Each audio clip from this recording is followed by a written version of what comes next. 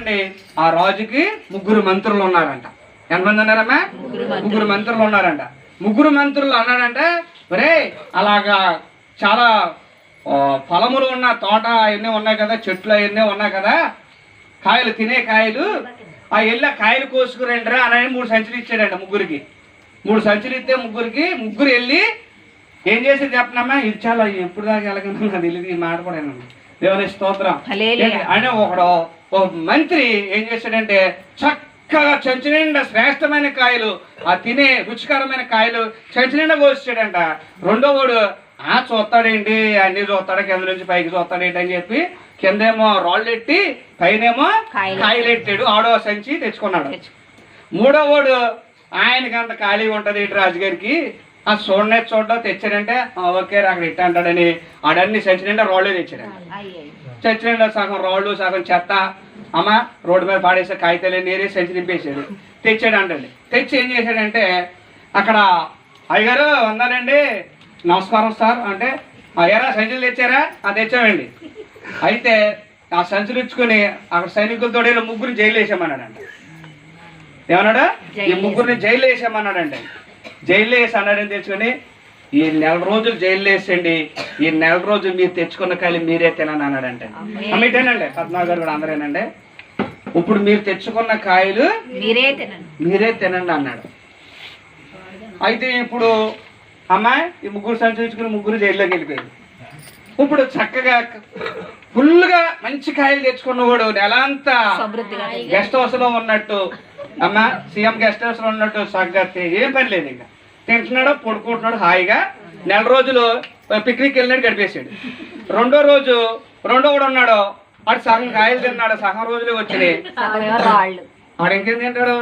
ఈడి 15 రోజులు ఆహారం లేక కాయలు లేక బక్క చచ్చిపోయాడు. ఆడు అంటే బక్క చచ్చిపోలేదు కానీ బక్క సిగ్గిపోయి పాపం అమ్మ అలాగా ఈ రేపు మాప చచ్చిపోతారు అన్నట్టుగా బయటకు వచ్చాడంట. మూడో వాడు వాడికి అసలు సగం కాయలు కూడా లేవు. ఇక్కడ రాళ్ళు ఏం తింటాడు, ఆ చెత్త ఏం తింటాడో. ఫస్ట్ రోజు నుంచి వీక్నెస్ మొదలెట్టేసింది. ఒక రోజు తిన్నప్పుడు సరిపోతుంది కదా, ఫస్ట్ రోజు నుంచి వీక్నెస్ మొదలెట్టింది. 15 రోజులు చచ్చిపోయాడంట.